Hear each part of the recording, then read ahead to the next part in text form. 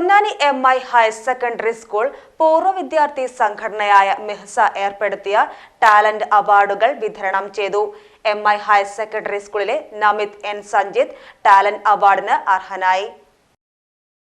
Ponnani MI higher secondary school പൂർവ്വ വിദ്യാർത്ഥി സംഘടനയായ മെഹ്സ ഏർപ്പെടുത്തിയ ടാലന്റ് അവാർഡുകൾ വിതരണം ചെയ്തു.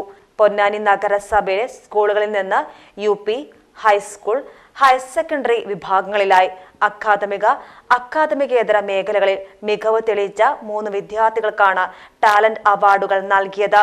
ഈ വർഷം UP വിഭാഗത്തിൽ കടവനാട് GFUP സ്കൂളിലെ അമേയ ശ്രീരാജ്, ഹൈസ്കൂൾ വിഭാഗത്തിൽ വിജയമാത ഇംഗ്ലീഷ് മീഡിയം സ്കൂളിലെ ആയിഷ ജസ, ഹയർ സെക്കൻഡറി വിഭാഗത്തിൽ MI ബോയ്സ് ഹയർ സെക്കൻഡറി സ്കൂളിലെ നമിത് N സഞ്ജിത്ത് എന്നിവരാണ് യഥാക്രമം UP, ഹൈസ്കൂൾ, ഹയർ സെക്കൻഡറി വിഭാഗങ്ങളിൽ ടാലന്റ് അവാർഡിന് അർഹരായത്.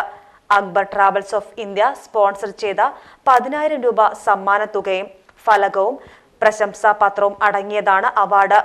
Doctor Viju Nayarangadi, doctor MV Bushra, Riyas Pazhanji എന്നിവരടങ്ങിയ ജൂറിയാണ് വിജയികളെ തിരഞ്ഞെടുത്തത്.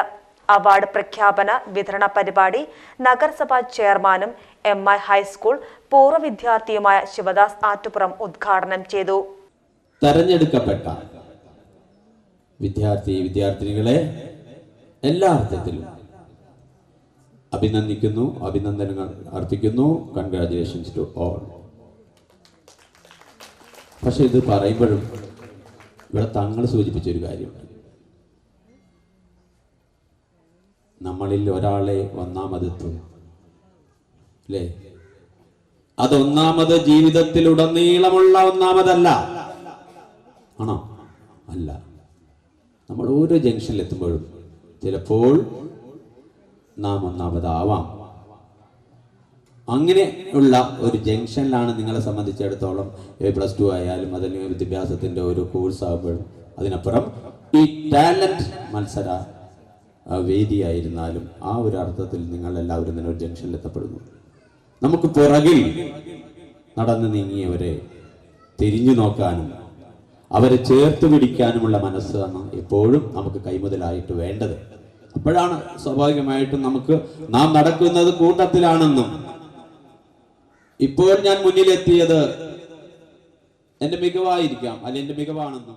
മെഹ്സ പ്രസിഡന്റ് ഇമ്പിച്ചുകോയ K അധ്യക്ഷനായിരുന്നു.